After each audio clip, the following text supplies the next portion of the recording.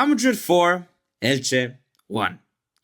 Now, before we start talking about the game specifically, I think we need to start talking about one man.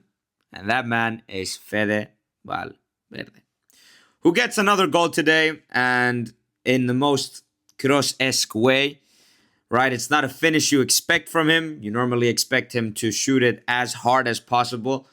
Today, no. La colocao. And it was beautiful. He's carrying Real Madrid at the moment. And the reason I say that is because his goals are deciding games. He isn't the most technically gifted player, and I get that. He doesn't remind me of Pedri, but he doesn't need to. He has so many other attributes, and an attribute that he's developing right now is deciding games, which other midfielders, they simply don't have that, and which is why it's great. I mean, I leave the games and I'm thinking, dude, this guy, of course he needs to be playing every game. Of course he would fit into any team in the world, because any team would love to have him. They would die for a player like him. Now, I will say, confidence in football is a very, very serious thing. Like, when you're confident, everything goes in. Like, everything. And right now, that's the case for Valverde. And I hope it keeps on going. Let's talk about the game more specifically.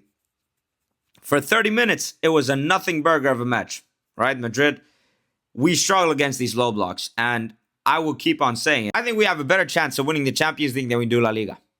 And the reason for that is because when we play against good teams, teams that actually press us, and when we have space to run into, our quality shines through. Now, when we need to play against a low block, we struggle. And today was no different. I'm telling you. It's Valverde's free kick, que rebota con el portero. The ball bounces around in the area a few times, and Rudiger with a finish that not something I expected from him, but hey, good. And then we get our second goal through Valverde, and the game is pretty much done after that because Elche, they don't have anything in attack realistically. They struggle to attack us so much. Apart from that, not so much realistically happened. Now, era la noche de canteranos because Arbeloa made 6 substitutions. And at one point, we were playing with Pitarch, who else? Daniel Yáñez, Diego Aguado, Manuel Ángel Morán, and César Palacios. We look like Real Madrid Castilla. And I don't say that, and I know my face, it didn't look like I was super excited. That's great. Massive respect to Arbeloa for introducing the youth academy into the team, because that's not something that we usually do. That's not something that normally happens. It's something that's more associated to Barca. And I'm happy that we're doing it because not only, it's not just because, right? It's like, I understand it's out of necessity. But these guys play. They're not bad. Like, yes, we lost control of the game when they all went in, but they bring dynamism to the team. And I'm going to start with Pitarch.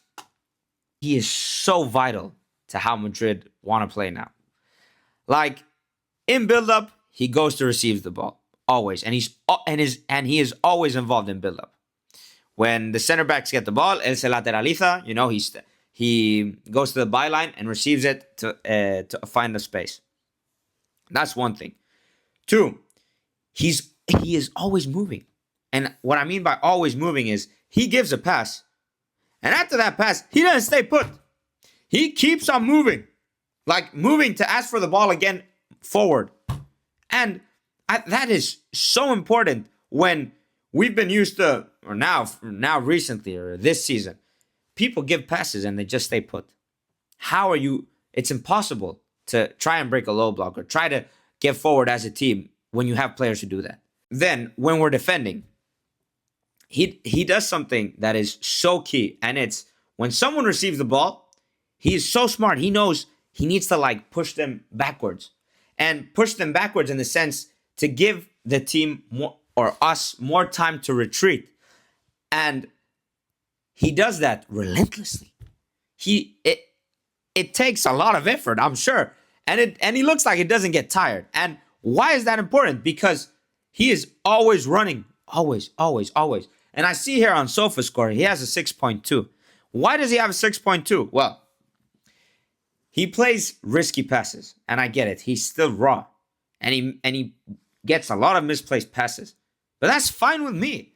That is honestly okay. I don't care because he is trying something. He's doing something different. He's not playing the safe pass. He's not just staying put. Yes, he's going to lose the ball, but I'd rather have 11 players who are always constantly trying, and they might lose the ball here and every now and then 11 players who aren't taking risks, because if you don't take risks against these low blocks, you're not getting anywhere. Who else? Brahim Diaz had a very good game. Shout out to him.